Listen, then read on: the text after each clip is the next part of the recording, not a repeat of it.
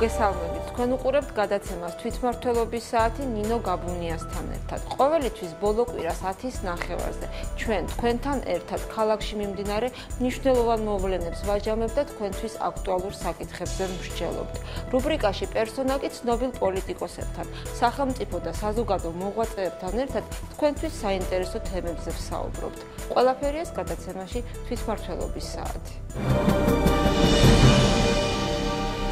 როგორ მიმდინარეობს ბათუმის წყლისა და საკანალიზაციო სისტემის რეაბილიტაცია და მეორე ეტაპის ფარგლებში დასრულებული ინფრასტრუქტურა, რომლის საექსპლუატაციო ვადას 150 წლით განსაზღვრავენ. ბათუმის რომელი უბნების ჩართვა იგეგმება ახალქსელში უახლოეს მომავალში. როგორ მიმდინარეობს გამრიცხველიანების პროცესი, მომსახურების ხარისხი, ტარიფები. ეს იქნება ჩვენი საუბარის მთავარი თემა. დღევანდელ გადაცემაში კი ასევე წარმოგიდგენთ. წყალმომარაგების სისტემის გაუმჯობესება, რომელიც პირველი და მეორე ფაზის ფარგლებში განხორციელდა. 15,000-მდე მომხმარებელი ფაქტურად წყალმომარაგების ახალ სისტემაზე არის ჩართული და ეს ყოველ დღე მატულობს. როდის დასრულდება საუკუნის პროექტად წოდებული წყლისა და საკანალიზაციო სისტემის რეაბილიტაცია? როგორ მიმდინარეობს გამრიცხველიანების პროცესი და წყლის ხარისხის კონტროლი თანამედროვე ლაბორატორიებში? ალბათ მომავალ წლიდან უკვე დაიწყება კორპუსებშიც ინდივიდუალური გამრიცხველება. წარმატებული მენეჯმენტი და ინოვაცია, რომლისთვისაც კომპანია ბათუმის წყალი 15 მაისს ბრიუსელში ევროპის წყლის საერთაშორისო ასოციაციამ სპეციალური პრიზით დააჯილდოვა. ცნობილი ქართველი კინორეჟისორი ზაზა ხალვაში სხვადასხვა ამპლუაში. რა სიახლეს გვირდება ფსიქოლოგიურ-ფილოსოფიური ფილმებით განთქმული რეჟისორი მის ახალ თეატრალურ ექსპერიმენტში, ნახეთ რუბრიკაში პერსონა. 2007 წელს ქალაქ ბათუმის მერიამ გერმანიის განვითარების ბანკის KfW-ს ფინანსური დახმარებით წყლისა და საკანალიზაციო სისტემის რეაბილიტაცია, მოდერნიზაცია და არსებული ქსელის გაფართოება დაიწყო. პროექტი 3 ეტაპად ხორციელდება. წელს მეორე ეტაპის დასრულების შემდეგ ქალაქს ის შენობა-ნაგებობები მოემსახურება, რომელიც გააუმჯობესებს წყლის მოწოდებასა და მის ხარისხს. რა ეტაპზეა რეაბილიტაციის პროექტი, როდის დაიწყება მესამე ფაზა და როდის არის დაგეგმილი მთლიანად პროექტის დასრულება? ამას უფრო დაწვრილებით ჩვენი სიუჟეტიდან შეიტყობთ. აქ ბათუმის ტერიტორიაზე შეკრებილი კანალიზაცია იკრიბება. რამდენიმე ეტაპიან დამუშავებას გადის და გაწმენდილი წყალი ნაპირიდან 1100 მეტრის მოშორებით 40 მეტრის სიღრმეზე ზღვაში ეშვება. ადრილის გამწმენდი ნაგებობის ამოქმედება მიმდინარე წლის ოქტომბრისათვის იგეგმება. ის წყლისა და საკანალიზაციო სისტემის რეაბილიტაციის პროექტის ფარგლებში აშენდა.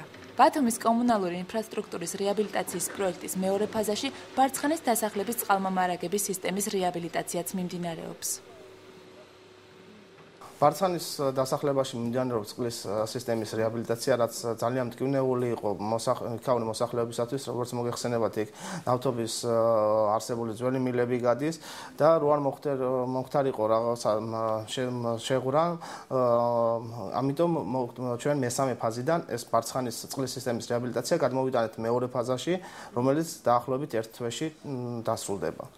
ქალაქის წყლისა და საკანალიზაციო სისტემის რეაბილიტაცია გერმანიის რეკონსტრუქციის ბანკიდან აღებული შეღავათიანი ესხის ხარჯზე 3 ეტაპად მიმდინარეობს. პირველი ეტაპის სამუშაოები 2008 წელს ძველი ბათუმის ტერიტორიაზე დაიწყო, სადაც რეაბილიტაცია წყალმომარაგების სისტემას ჩაუტადა და აბონენტები ახალ სისტემაში ჩაერთო. პირველი და მეორე ფაზის ფარგლებში რეაბილიტირებული იქნა კანალიზაციის 2 სატუმბო სადგური, მეჯინის წყლისა და ჩაის უბნის გამწმენდი ნაგებობები. ასევე აშენდა სალიბაურისა და ინჯალოს რეზერვუარები. კომუნალური ინფრასტრუქტურის რეაბილიტაციის პროექტს კურირებას უწევს ავსტრიული საკონსულტაციო კომპანია Poschent Partners-ი. ის არის პასუხისმგებელი სამუშაოების ხარისხსა და ორგანიზებაზე. სამუშაოებს ასევე კოორდინირებას უწევს პროექტის აღმასრულებელი სააგენტო. მასში გერმანულ მხარესთან ერთად ადგილობრივი მუნიციპალიტეტის წარმომადგენლები არიან ჩართული. ჩვენი ფუნქცია, დამკვეთის ფუნქცია მთლიანად გადავეცით ხელშეკრულებით საკონსულტაციო კომპანიას, რომელიც ახორციელებს ყველა სამუშაოს. თუმცა ეს არ ნიშნავს იმას, რომ ჩვენ გვერდზე ვართ, დამქერებლის წარმომადგენლები უშუალოდ მონაწილეობენ ამ პროცესში და საბოლოო გადაწყვეტილებას მაინც ჩვენ ვიღებთ, მერია იღებს, დამკვეთი იღებს. რეაბილიტაციის პროექტ შემოერთებული ტერიტორიებიც დაემატა. აქტიურ ფაზაშია ზღვის სანაპირო ზოლის სარფი გონიო-კვარიათის საკანალიზაციო სისტემის მოწყობა. წყლის სისტემის რეაბილიტაცია მიმდინარეობს და 2 თვის განმავლობაში ახალ წყალზე გადაერთვება ჭაობის დასახლებაში, ჯავახიშვილისა და ოძელაშვილის, გიორგი ბრწყინვალესა და მთისძირის ქუჩებს შორის, სულაბერიძის ქუჩამდე მონაკვეთში მცხოვრები აბონენტები, ასევე აღმაშენებლის ქუჩის მოსახლეობა. მიუხედავად იმისა, რომ წყალმომარაგების სისტემის რეაბილიტაციის პროექტს საკრებულოს წევრი, კონსერვატორული პარტიის წარმომადგენელი მამული ჟღენტი არ იცნობს, შენიშვნები პროექტის მიმდინარეობასთან დაკავშირებით მას კონკრეტულ ფაქტებზე დაყრდნობით გაუჩნდა. ჩემ ქუჩაზე უყურებდი რომ აკეთებდნენ კანალიზაციას და მარქშეიდეს კითხე ქანობს თუ აძლევს სწორად როგორ არა რო ეკუთვნისო ორჯერმეც ვაძლევთო ქანობსო გამეცინე იმიტომ იმას გონია თუ ორჯერ მეტი მიცა კარგია არ შეიძლება მეტი მეორე ფაზის ფარგლებში დაგეგმილი სამუშაოები 2012 წლისათვის დასრულდება. მესამე ფაზის სამუშაოები 2013 წელს შემოერთებული ტერიტორიების წყალმომარაგებისა და თამარის დასახლების, ბარცხანის, გოროდოკისა და ჭაობის საკანალიზაციო სისტემის რეაბილიტაციით დაიწყება. როგორ მიმდინარეობს რეაბილიტაციის პროცესი და რას მოიცავს ფინალური მესამე ფაზა? ამ თემაზე სასაუბროთ ჩვენთან სტუდიაში წყლისა და საკანალიზაციო სისტემის რეაბილიტაციის პროექტის კოორდინატორი ზაურ ფატლაძე მოვიწვიეთ. მოგესალმებით ბატონო ზაურ, დიდი მადლობა მობრძანებისათვის. 2007 წლიდან გრძელდება ეს პროექტი. მაყურებლისათვის გასაგები რო იყო, იქნებ დეტალურად გითხრათ, ან მოგვიყვეთ პირველი ფაზა რას მოიცავდა, რომ მანამ მეორე ფაზას და მესამე ფაზას გამეხილავდით. ჩვენს ქალაქში წყლისა და კანალიზაციის სექტორისარეაბილიტაციო სამუშაოები ხორციელდება საქართველოსა და გერმანიის სახელმწიფოების ფინანსიური თანამშრომლობის ფარგლებში. გერმანიის სახელმწიფო ბანკის მეშვეობით გერმანიის მთავრობა, გერმანიის სახელმწიფო ბანკის გახლავთ KfW, ამ ბანკის საშუალებით გამოყო გრძელვადიანი შეღავათიანი კრედიტი, რითაც ჩვენ დავიწყეთ რეაბილიტაციო სამუშაოები. როდის დაიწყება მისი გადახდის? საერთოდ ამ პროექტის განხორციელება ჩატარდება სამ ფაზად. პირველ ფაზაში ჩვენ მივიღეთ კრედიტი, გრძელვადიანი კრედიტი 17 მილიონი ევროს ოდენობით. ამას დაემატა მუნიციპალიტეტის თანადაფინანსება 5 მილიონი ევროს ოდენობით. და ამ თანხებით ჩვენ 2007 წლიდან, როგორც თქვენ ძანეთ, დავიწყეთ სარეაბილიტაციო სამუშაოები. პირველი პროექტი, რომელიც სარეაბილიტაციო სამუშაოებში ჩატარდა, ეს გახლდათ ქალაქის კანალიზაციის სატუმბო სადგურების სარეაბილიტაციო სამუშაოები. ეგ პირველ ფაზაში შედიოდა? დიახ, პირველ ფაზაში შედის. ეს არის ორი სატუმბო სადგური, ერთი მდებარეობს ჯავახიშვილის ქუჩაზე, მეორე სატუმბო სადგური არის დველაბუსერიძის ქუჩაზე. ამ სატუმბო სადგურებში გროვდება ყველა ჩანადენი წყალი, რომელიც ქალაქში მოიხმარება მოსახლეობის და სახალხო მეურნეობის ეროვნული მეურნეობის მიერ. ეგ უკვე აშენებული არის თუ კიდევ ეს აშენებული სატუმბო სადგურები იყო, ეს იყო ძველად აშენებული სატუმბო სადგურები, მაგრამ ხანგრძლივი ექსპლუატაციის გამო მათი წარმადობა ძალიან დაბალი იყო, მათი მუშაობის მარქმედების კოეფიციენტი ძალიან დაბალი იყო და საჭირო იყო მისი რეაბილიტაცია. სანამ რეაბილიტაცია მოხდებოდა, ჩანადენი წყლების გადაკაჩვა გამწვენ ნაგებობაზე სრული სიმძლავრით ვერ ხერხდებოდა და ქალაქის ქუჩები დატბორილი იყო ხშირად ბევრ ადგილებში საკანალიზაციო წყლებით, რაც დიდ ანტისანიტარიას და მოსახლეობის დიდ უკმაყოფილებას იწვევდა. პირველი სამუშაო, რომელიც ჩვენ დავიწყეთ, ეს გახლდათ ზუსტად აი სატუმბო სადგურების რეაბილიტაცია. ბატონო ზაურ, დღევანდელ დღეს შეიძლება ითქვას, რომ ბათუმს აქვს მოწესრიგებული ეს სისტემა, უკვე დასრულებული არის თუ პირველ ფაზაში დასრულდა ესა? იცით რა, წყლის და კანალიზაციის სისტემის რეაბილიტაცია მარტო სატუმბო სადგური არ არის, ეს არის ძალიან დიდი საინჟინრო ნაგებობების სისტემა, ეს არის ქსელები, ეს არის ანუ შემდეგ ფაზებში კიდევ იგულისხმება, რომ ამიტომ მე მოგახსენებთ ამას თანობით. ამ სატუმბო სადგურების რეაბილიტაციის შემდეგ ჩვენ დავიწყეთ უკვე წყლის ორი დიდი რეზერვუარის მშენებლობა სალიბაურში.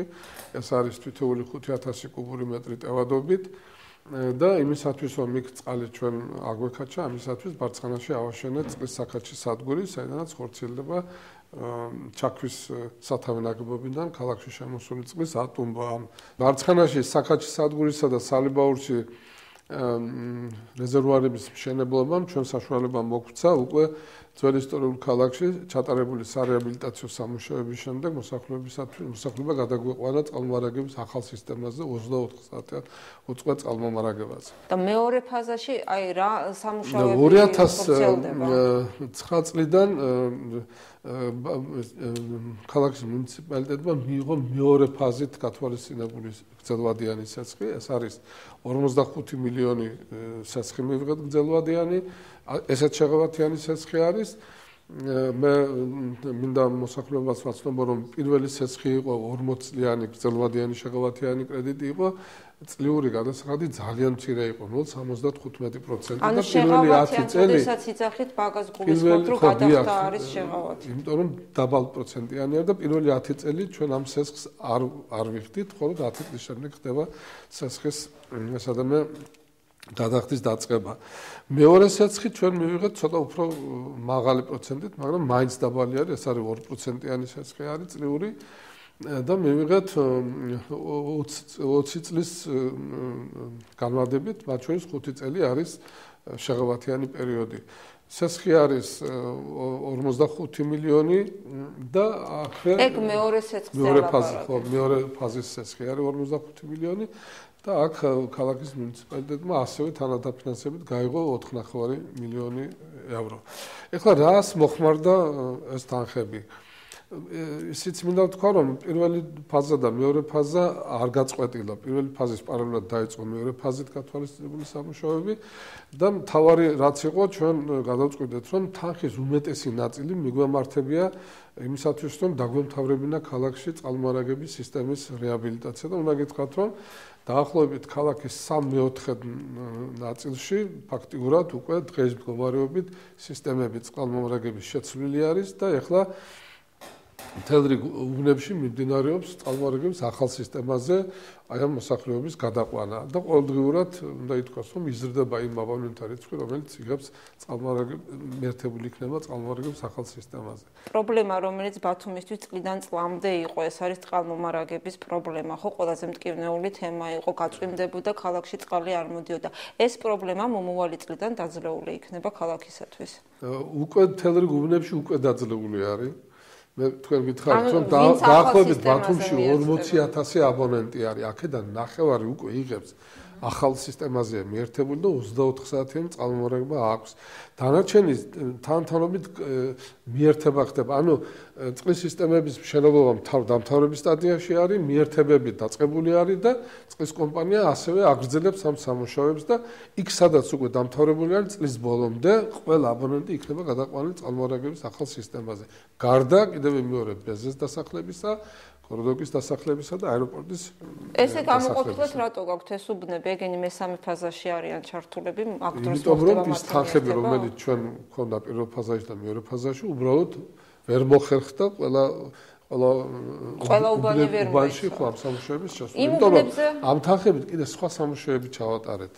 და ყველაზე მნიშვნელოვანი არის ის, რომ ჩვენ ამ თანხებით ასევე გავაკეთეთ თვიდენითი და საწინააღმდეგო კანალიზაციის მილების შეცვლა, რომელიც ავარიულ მდგომარეობაში იყო. ტველაბუსერიძის ქუჩაზე, ინასარიძის ქუჩაზე, აბაშიძის ქუჩაზე, ჭავჭავაძის ქუჩაზე, პუშკინის ქუჩაზე ბევრ უბნებში ჩვენ შევცვალეთ ეს და სატუმის სადგურიდან წრეულამდე ასევე საწინააღმდეგო ხაზი შეიცვალა, რომელიც ავარიულ მდგომარეობაშია. მაგრამ ყველაზე მნიშვნელოვანი მაინც ქალაქისათვის მე ვთვლი, რომ ეგ არის საკანალიზაციო გამწმენდი ნაგებობების მშენებლობა ადლიაში, რომელიც ჩვენ გასულ წელს დავიწყეთ და უკვე ამ პროექტის ნახევარი ნაწილი თითქმის უკვე ექსპლუატაციაში არის შესული, ანუ მექანიკური გაწმენდის პროცესი უკვე მიმდინარეობს და გარდა ამისა ჩვენ დავამთავრეთ ჩანადენი წყლების ზღვის სიღრმეებში შეყვანის სამუშაოები, ეს არის 1100 გრძივ მეტრზე ზღვაში ნაპირიდან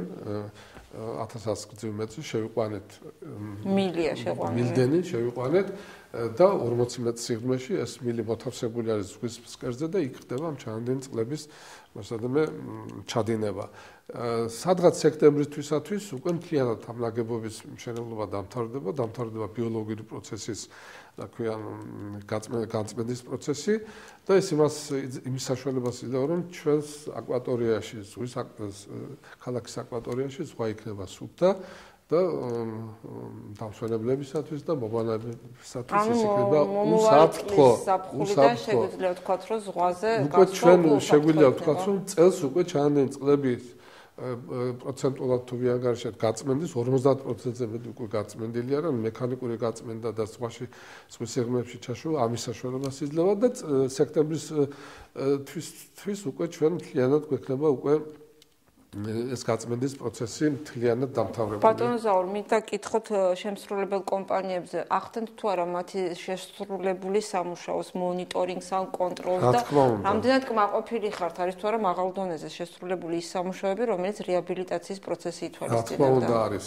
რამდენიმე მექანიზმი არის. პირველი მთავარი მექანიზმი ის არის, რომ ამ სამუშაოების ზედამხედველობას ახორციელებს უცხოური კომპანია, ავსტრიული კომპანია, პორშენ პარტნიორი და ჰიდრო, რომელთანაც ჩვენ გვაქვს ხელშეკრულება გაფორმებული და მასზე გადაცემული არის დამქირავებლის ეს რა ქვია, დამქირავებლა გადასცა მას ეს უფლებები, რომ მან განახორციელოს ეს თვითონ მონიტორინგის ჯგუფი ეს კომპანია რას აკეთებს? ალბათ ეს კომპანია რას აკეთებს?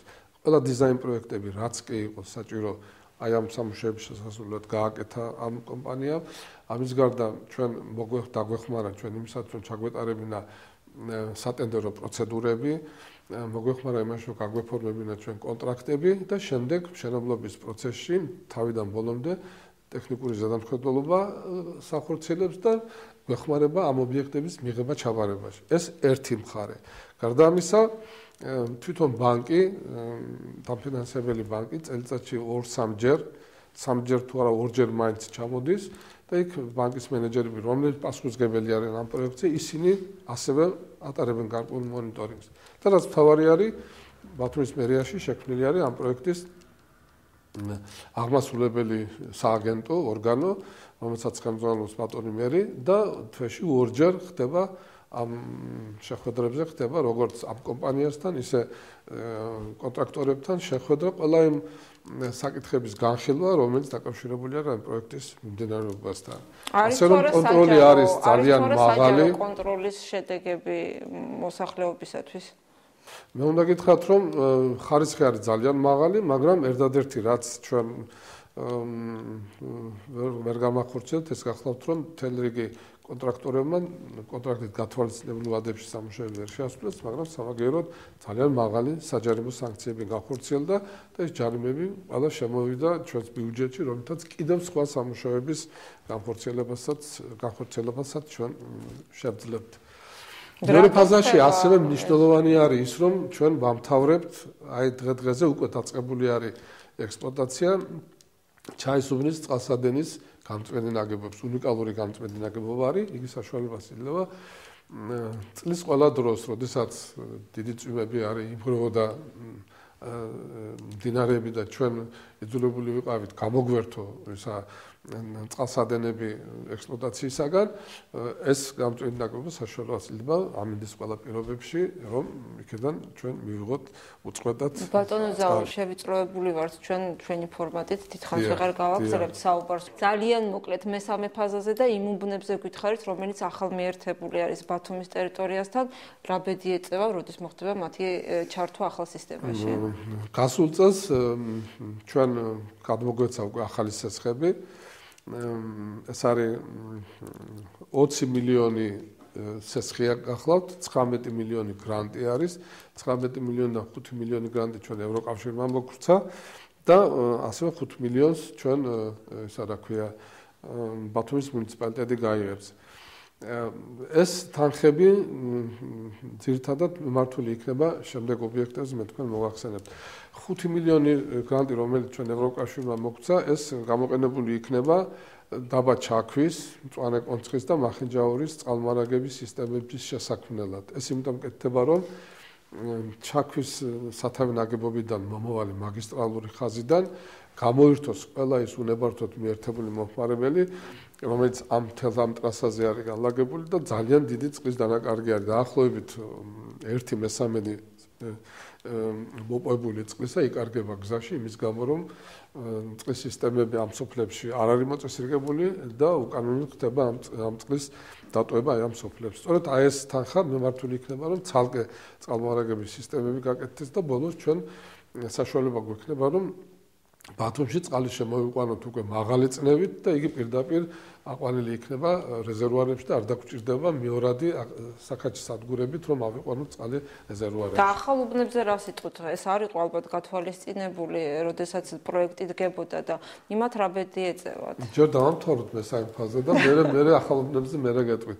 მე მეორე ფაზაში თქვენ დამაჩქარეთ და ყველაზე მნიშვნელოვანი სამუშაო მეორე ფაზაში ის გახლავთ, რომ ჩვენ გავაკეთეთ საარფი, კვარიათი, გონიო, ახალი სოფლის საკანალიზაციო მეურნეობა შევქმნით ახალი და ამითი ძალიან კარგი ისა საშუალება შეიქმნა. მე მძიმე სურათი იყო მაგ მიმართულებით საკანალიზაციო. მაგრამ უკვე დასასრულს უახლოვდა, ეხლა უკვე დაიწყო პროცესი მოსახლეობის მიერთება ამ კანალიზაციაზე და საინვესტიციო გარემო მნიშვნელოვნად გაუმჯობესდა და იმიტომ რომ როდესაც არის კანალიზაცია და არის წყალი, იქ უკვე ინვესტორი მოდის და ძალიან ბევრ ობიექტებს აშენებს. ეხლა რაც შეეხება მესამე ფაზის ძირითადი თანხა მიიმართება, რომ დავამთავროთ ყველა ის უბნები წყალმომარაგების, რაც გამოგვჭა, ესე კორიდორი, ბენზე, აეროპორტის მიმართულება და მთელი თანხა იქნება გადაყვანილი საკანალიზაციო მეურნეობის რეაბილიტაციაზე. ჩვენ ბენზეს დასახლება, მარცხანის დასახლება არ გვყავს შემოყვანილი საქალაქო საკანალიზაციო სისტემაში და სამწუხაროდ ეს წყლები ჯერ კიდევ გაწმენდის გარეშე ჩაედინება ზღვაში და აი ეს თანხები, რომელიც ჩვენ მესამე ფაზაში მოვიპოვეთ, საშუალებას გვაძლევს, რომ იქ გავაკეთოთ, მოვაწესრიგოთ საკანალიზაციო მეურნეობა, შემოვიყვანოთ ქალაქის სისტემაში და რეაბილიტაცია გავუკეთოთ ჭაობის დასახლების ძალიან დიდ მნიშვნელოვან ნაწილს, რაზედაც მიიმართება მესამე ფაზის თანხები. ამით ჩვენ რას დავამთავრეთ 2017 წელს უნდა დავამთავრდეს ეს პროექტი და ჩვენ მთლიანად უზრუნველყოფილი გვეყოლება ქალაქის ძველ ფარგლებში.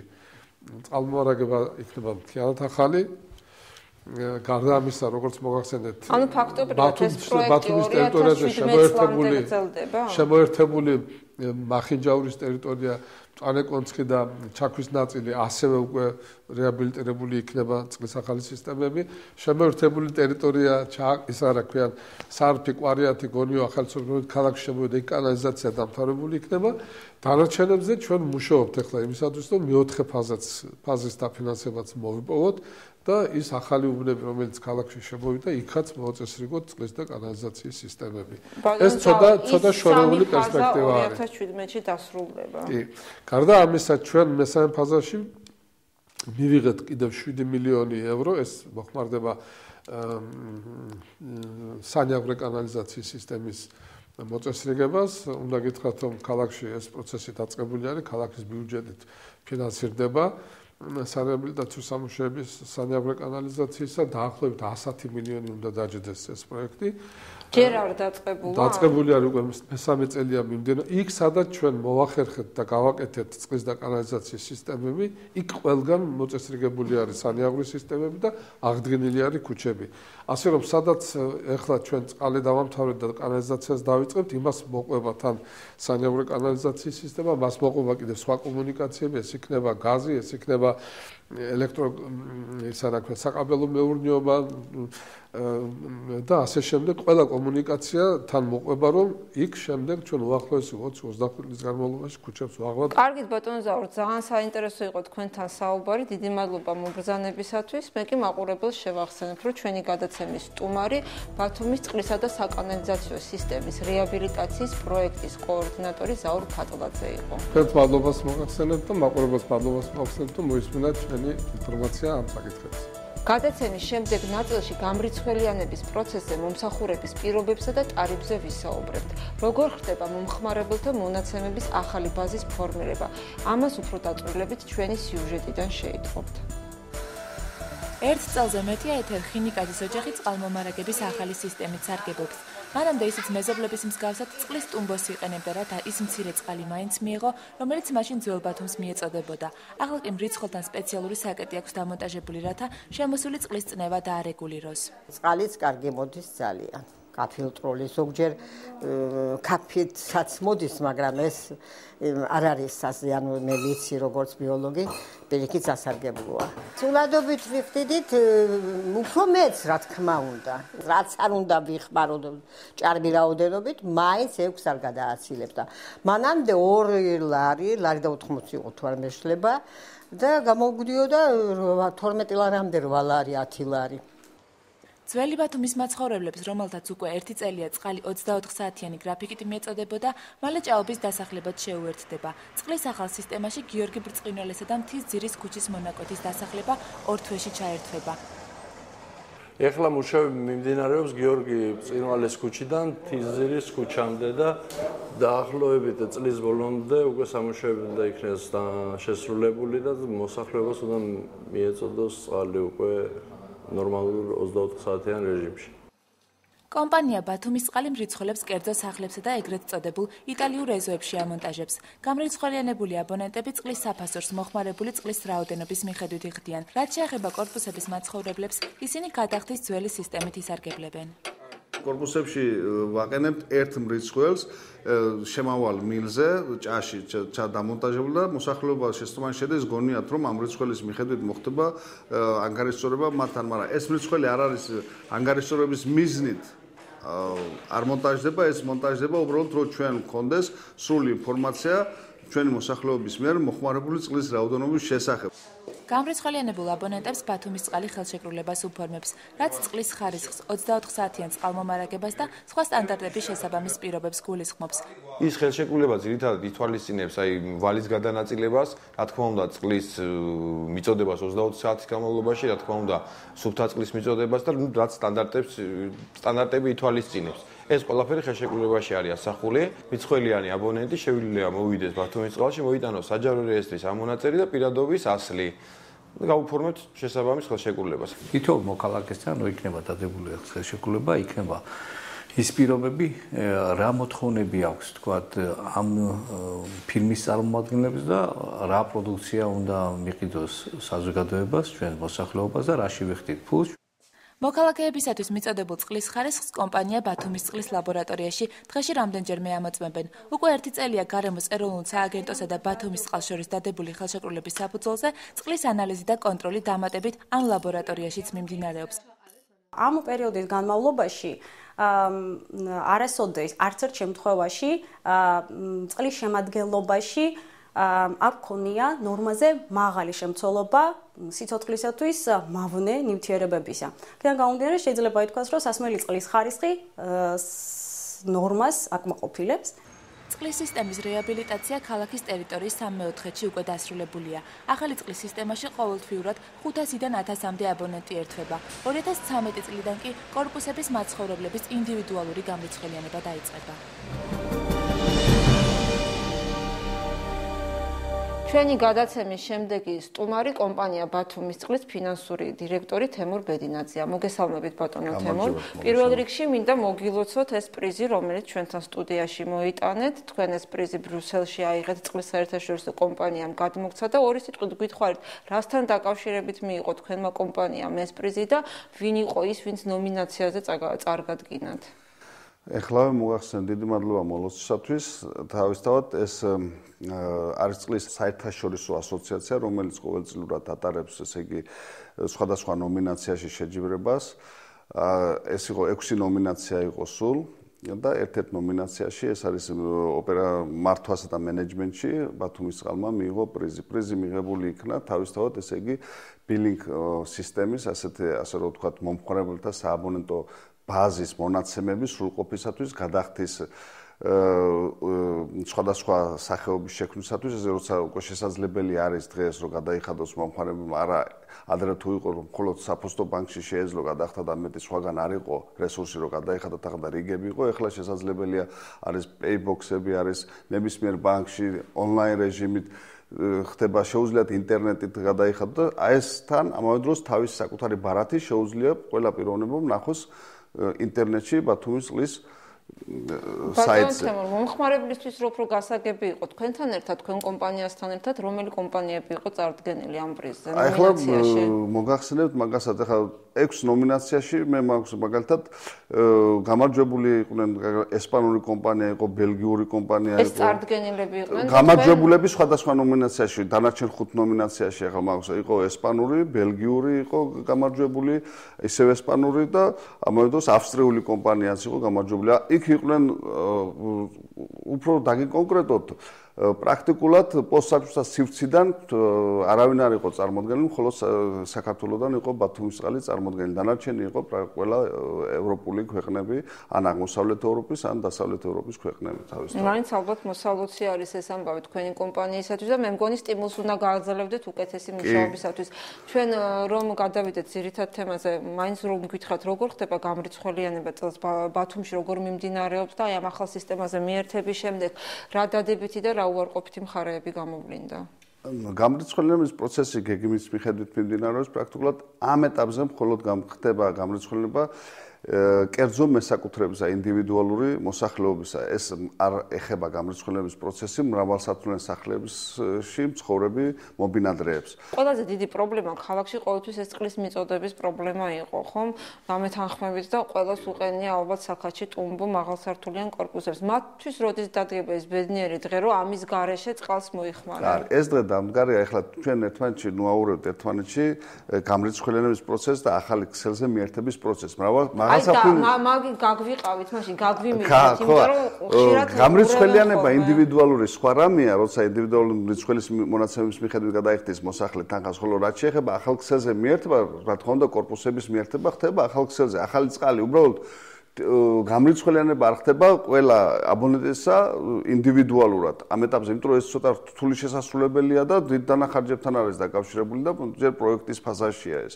არ არის გადაწყვეტილი ეს პროცესი. ანუ თქვენ მიყავთ ახალ სისტემაზე და ვუერთებთ, რა თქმა უნდა. მაგრამ მათ ჯერ მრიცხველები არ უყურებთ. არ ეყურნენ, გადახდა იწარმოებს ისევ სულადობრივი გადასახადის მიხედვით გრძელდება ჩვეულებრივად, თორე ეხლა ძველ ბათუმში მაგალითად ძველი ქსელი ჩაჭრილია და ეს რომ მიერთებული არ ყოფილიყო ეს სახლები თავისთავად ისინი უწყლოდ დარჩებოდნენ ფიზიკურად. გასაგებია. მაშინ მე მაინტერესებს იცით რა, ყოველთვის პრობლემა იყო იმ დანახარჯების ამოღება, იმიტომ რომ გადახდის უნარიანობის მხრივ ქართველები რაღაც ცუდად ცუდი მოქალაქეები ვართ ხოლმე. ახალ სისტემაზე მიერთების შემდეგ, გამრიცხველიანების შემდეგ, რამდენად ეფექტურად ხდება უკვე გადახდა. აი ეს მექანიზმი აგვიხსენეთ. მოგახსენებ. ეხლა გამრიცხველება ძალიან ეფექტური საშუალება არის, როგორც მოხმარებული წყლის გადასახადის ამოღებისათვის, ისევე ძველი დაგროვილი ვალების ამოღების მიზნითაც. მაგრამ ბათუმის წყალი თავისთავად არ ცდილობს ამ ვალის ერთბაშად და ერთიანად ამოღებას. ეს ვალები გითხარით, ამის წინ ჩვენ გქონდა საკრებულოში საუბარი და გითხრეს, რომ თუ არ ვწდები 2006 წლამდე არსებული დავალიანება ჩამოეჭრათ და თუ მეშლება შემისწორეთ და 2006 წლის შემდგომ არსებული დავალიანება აღირიცხება ახალ ქვითარში და ის ვალდებულია მოქალაქე გადაიხადოს და თუ ესეთი არსებობს, თქვენ რა შეღავათიან პირობებს თავაზობთ მომხმარებელს? ეხლანდელი მოგახსენებთ გარკვეულწილად მართალი ხართ, იმიტომ რომ 2006 წლამდე არსებული დავალიანება ბათუმის წყალი ამ ინფორმაციას ვერ ფლობს, იმიტომ რომ ეს შეზღუდული საზოგადოება ბათუმის წყალი ჩამოყალიბდა 2006 წლის მაისში. ის ძველი კომპანიის სამართალ მემკვიდრე არ ყოფილა, ის ძველი კომპანია გადაეცა გაკოტრების სამსახურნო იქ სხვა ის მოხდა. ამიტომ 2006 წლის მაისის შემდეგ არის ეს ვალები ყველა დაგროვილი, რომელიც ამის ჩამოჭრა თქვა და ჩუქება მოსახლეობისთვის არ მოხდება ეს, მაგრამ არც ის მოხდება, რომ ერთიანად და ერთბაშად მოითხოვოთ თქვა ბათუმის წყალმა გადასახადი. ანუ როგორ გადაანაწილება?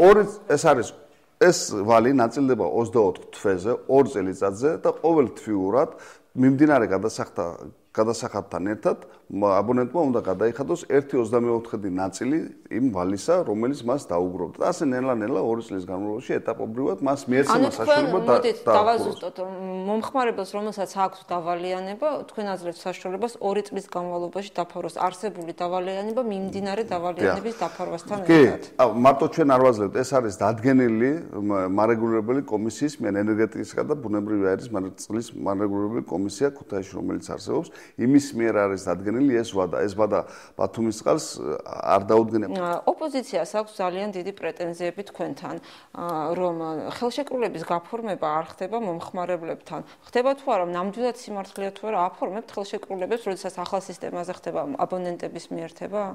ეხლა რა თქმა უნდა, ახლა ოპოზიციის ფაქტურად ეს პრეტენზიები უსაფუძვლოა. ხელშეკრულების გაფორმებები ხდება. მე შემიძლია წარმოგიდგინოთ 1000-ზე მეტი გვაქვს ხელშეკრულება გაფორმებული, მაგრამ ხელშეკრულების გაფორმება სავალდებულო ხასიათი არ აქვს. ეხლა აბონენტი თუ დაინტერესებულია და მოიტანოს უნდა ამონაწერი საკუთრების დამაცავებელი დოკუმენტს რომ მოიტანს და ხელშეკრულებას ჩვენ შოუდგენთ და ის ხელს მოაწერს, მას აქვს უფლება მოითხოვოს ხელშეკრულება ჩვენ მივცემთ ყველა ვარიანტში, მაგრამ ის რომ აბონენტი დავაძალო მე ხელშეკრულების გაფორმება მას, ასეთ რაღაცა დავალდებულება ასეთი არ არსებობს კანონში. ამიტომ ხელშეკრულება არ შესაძლებელია წერილობით სახით იყოს, შესაძლებელია ზეპირის სახით. როდესაც მრიცხველი ყენდება და აბონენტი უკვე ხდება ის და მრიცხველის მიხედვით დიხტის, უკვე ზეპირი ხელშეკრულება არის და მას თუ სურვილი აქვს თავისთავად, რომ წერილობით ფორმით გავაფორმოთ ხელშეკრულება, არავითარი დაბრკოლება ამაზე არ არსებობს. 1000-ზე მეტი ხელშეკრულება უკვე ასეთ მოსული არის 1000-ზე მეტი აბონენტი, რომელთანაც ოფიციალურად ხელშეკრულება ხელმოწერის ბეჭედ დასრულებით გვაქვს გაფორმებული ძველი ვალის რესტრუქტურიზაციაზე მათ შორის. გადანაწილებული ვალიც გვიწერია, ცხრილიც არის გაკეთებული. ამიტომ არის თუ არა ხელშეკრულებებში გათვალისწინებული გარკვეული სანქციები მომხმარებლის მიერ პირობების შეუსრულებლობის შემთხვევაში, ან თქვენ შემთხვევაში თქვენ რას თავაზობთ აი ამ ხელშეკრულებაში, რომელიც სტანდარტული ფორმა აქვს? კი, ეხლა ხელშეკრულებაში ყველაფრის ჩაწერა შეუძლებელია, რადგან არსებობს კომისიის მიერ გამოცემული ნორმატიული დოკუმენტი წყლის მიწოდებისა და მოხმარების წესების შესახებ, საკმაოდ სოლიდური დოკუმენტი, სადაც გაწერილია ყველაფერი რავალდებულებები აკისრია ბათუმის წყალს, წყლის კომპანიას. ეს ხელშეკრულებაში არის შეტანილი. ახლა ყველაფერს ვერ ხელშეკრულება გამოვა მაშინ 40 ფურცლიანი, ახლა შეუძლებელია, იმიტომ ის წყლის ის წესები მაინც მოქმედებს, იმ წესების მიხედვით უნდა ვიმოქმედო. მე და ხელშეკრულებაში არის ერთი პუნქტი აღნიშნული, რომ ამ წყლის მიწოდების და მოხმარების წესების შესაბამისად თავისთავად და დანარჩენი თუ ვინმე საინტერესებს შეგვიძლია მივაწოდოთ ის წესები და კი ბატონო გავეცნოთ იმას და პრობლემა არ არის. იმის მიხედვით მოქმედებთ ჩვენ. რა თქმა უნდა, ვალდებულებები ორივე მხარეს აქვს, ისევე როგორც უფლებებიც. ახლა ერთადერთი ახლა მე შემიძლია ვთქვა რა ვალდებულება აბონენტისა არის რა მოხმარებული წყლის გადასახადის საფასურის გადახდა. სანქცია რა არის თუ არის? სანქცია არის, ახლა გამრიცხველებული აბონენტებისთვის სანქცია არის, რა თქმა უნდა, ჯერ გაფრთხილება და შემდეგ წყლის გადაკეთვა მისი თავისთავად. და ჩართვა შემდგომ ფასიანია. ჩართვა შემდეგ ჩართვა ხდება შემდგომ გადახდიდან ჩვენთან ახლა ჩვენ კი გვაქვს 3 დღე მოცემული წესების მიხედვით, მაგრამ 3 დღეს გარს ჩართვა ხდება, ასე ვთქვათ, მყისიერად. შეიძლება 1.5 საათი 20 წუთის განმავლობაში ხდება ჩართვა თავისთავად. და დიდ ვცდილობთ რომ რაც შეიძლება მალე ჩავთოთ. რომ არ წაგართვათ კიდევ დიდ ხანს დრო დასასრულს რომ მივახოდეთ წყლის ხარისხთან დაკავშირებით რას გეტყვით როგორი არის დღეს ქალაქში ჩვენთვის მოწოდებული აი ახალი სისტემით მოწოდებული წყლის ხარისხი რამდენად აკმაყოფილებს დაუშვათ ევროპის სტანდარტებს რახან ესეთი მნიშვნელოვანი პრიზი გაქვთ მიღებული ახლა რაც შეეხება წყლის ხარისხს ახლა მე სიმართლე გითხრათ ბიოლოგია არ ვარ და ბიოლოგიურად ახლა ევროპული სტანდარტების მონაცემები მე არ მაქვს წყლის ხარისხის მაგრამ რაც შეეხება სტანდარტ საქართველოში მოქმედ სტანდარტებს ჩატარება რამდენად ხშირად ჩვენ გაგვაჩნია საკუთარი ლაბორატორია, რომელიც ყოველდღიურად, ყოველ დილით საჭიროების შემთხვევაში შუადღეზე და საღამოზეც კი, ზარის შემთხვევაში კიდევ დამატებით, არ აქვს მნიშვნელობა ყოველდღიურად რამოდენიმე ადგილიდან ეს სავალდებულო წესია ყოველ დილით უნდა აიღოს წყლის სინჯები და შემდეგ მოხდეს მისი ლაბორატორიული კვლევა. ახლა მე ვამბობ ლაბორატორიული კვლევა სიმღრივეზე, ქლორზე, რაღაც ისეთი იმის შემცველობაზე მე არ ვამბობ ახლა ისეთ დანადგარებს, რომელსაც დიდი სჭირდება, რა ქვია, მძიმე მეტალებს და იმას ვერ ვაკეთებ, მაგრამ აი ძირითადად რაც შეეხება, ხო, ძირითად პარამეტრებზე ყოველდღიური რა თქმა უნდა, ყოველდღიური კვლევა ორგანოლეპტიკური და თუ სწამთ ბათუმის წყალს და გითხარით რამდენად უსაფრთხო არის ბავშვებისათვის თუ ყიდულობთ ბოთლში ჩამოსაცხმოს არა ეხლა მე პირადად ვსვამ ჩემი ბავშვებიც თავისთავად სვამენ იმიტომ რომ სულ ჩვილი ბავშვისთვის გასაგებია ვყიდულობ წყალს და იმისთვის ადვილია კონტროლი მაგრამ ეხლა ის მოზარდებისთვის ძნელია მივიდა გააღო ანუ თამამად შეგიძლია თქვა რომ ბათუმის წყალი უსაფრთხო არის მოხმარებისათვის ბატონ თემურ სულ ახლახანს საკრებულოს ხდომაზე მიღებული იყო შედგენილება, რომ გაერთიანდება საგადასახადო ქვითარი, სადაც იქნება წყლის მოხმარების საფასური შესული, ელექტროენერგიის საფასური შესული. ძალიან საინტერესო თემა არის. დაუშვათ არ მოხდა, აი რას ნიშნავს ეს ჯერ პირველ რიგში გაგვიმარტე და დაუშვათ მომხმარებელმა გადაიხადა ელექტროენერგია და არ გადაიხადა წყლის საფასური. ეს რამდენად ან პირიქით მოხდა და რამდენად აისახება, მოხდება თუ არა სრული სისტემის გათიშვა, ანუ შეუწყდება თუ არა როგორც ელექტროენერგიის მოწოდება, ასევე წყალიც გაეთიშება მომხმარებელს. ბატონო მოგახსენეთ მაგის თაობაზე. ეხლა ეს თბილისში არის ცუდი გამოცდილება ამისი. ვიცით, გასაგებია, მე არ ვიცი რამდენად ცუდია თუ კარგია ის გამოცდილება. არა, შეიძლება ქალაქის მუნიციპალიტეტის გადასარევი არის. პრინციპში ამოღება ალბათ ასეთი ქვითრებით გაცილებით მაღალი კოეფიციენტი აქვს ალბათ ეფექტურობის. შეიძლება. მაგრამ ეხლა ესეც ალბათ იმიტომ დაჭირდათ, რომ თავისთავად წყლის გადასახადის კულტურაც რომ შემოვიდეს და სანდასუფლების განსაკუთრებით კიდევ მიგული, იმიტომ რომ სანდასუფლებს არანაირი ბერკეტი არ გააჩნიათ, რომ ეს გადასახადი მოსახლეობამ გადაიხადოს რა. ამიტომ გამართლებაც აქვს, მაგრამ რაც შეეხება ბათუმს, ვიმსჯელოთ ალბათ საბოლოო ჯამში იქიდან გამომდინარე, რომ სანდასუფლებას ყველაზე ცუდია გადახდის უნარიანობა, ფაქტობრივად ალბათ ეგრეც იქნება, მოხდება წყლის და ელექტროენერგიის გათიშვა იმ შემთხვევაში, თუ კი არ მოხდება სანდასუფლების საფასურის რეგულირების გადახდა. მაგრამ მე მოგახსენებ მაგ თემაზე, ეს არის რაც შეეხება წყალთან დაკავშირებით, მე ვერ ვისაუბრებ სანდასუფლებზე და თქვენ გქონდათ თუ არა მოლაპარაკება დავუშვათ იმ შეფასებებთან, რომლებიც არა, რაც შეეხება წყლის გადასახადის გადახვეწილებას გამო ელექტროენერგიის გათიშვას, ამის არანაირი მოლაპარაკება არ მომხდარა და ესეც რომ ყველა ვიცით რომ ესეც ბათუმის წყალი და ენერგო კომპანია ვერ გადაწყვეტ. თბილისში თუ ეს შემოიღეს, შემოიღო მარეგულირებელმა კომისიამ შემოიღო ეს და იმან მიიღო ეს გადაწყვეტილება. არც თბილისის საკრებულოს მიუღია ეს გადაწყვეტილება. თბილისის საკრებულოს არ ქონდა მაგის კომპეტენცია. ამიტომ აქ ხდება მხოლოდ რა ქვითრების ერთ ფორმატში მოქცევა, უბრალოდ რომ ერთიანად მივაწოდოთ. ახლა მაი მაგალითად მე მომივიდა ვთქვათ სახლში 4-ში მომივიდა წყლის ქვითარი, 9-ში მომივიდა დენის ქვითარი, 15-ში მომივიდა სანდასუფლების ქვითარი. რომ არ მოხდეს ასე კვირაობით და ასე დაგვიანებით, ერთ ქვითარში მოექცევა ეს ყველაფერი და ერთ დროში მივა ეს ადამიანთან. ანუ გადახდის ვადა იქნება ერთი და იგივე იქნება. ვადა მიწოდების ქვითრისა და გადახდის ვადა იქნება დაწესებული, როცა სამჯერ რომ უნდა მივიდე გადასახდელად, ამ შემთხვევაში მე შემიძლია ერთ მისვლაზე უკვე სამივე ქვითარი ხელზე მექნება და აღარ ვინერიულებ და ერთიანად გადავიხდე.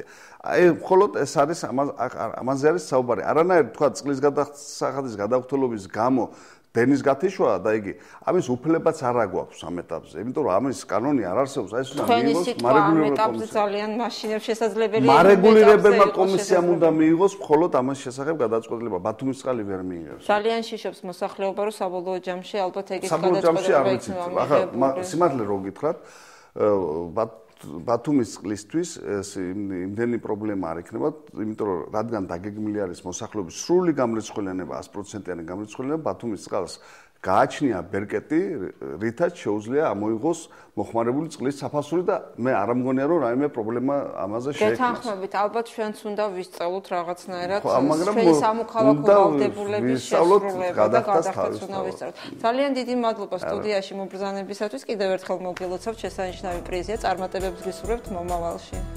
დიდი მადლობა თქვენსაც.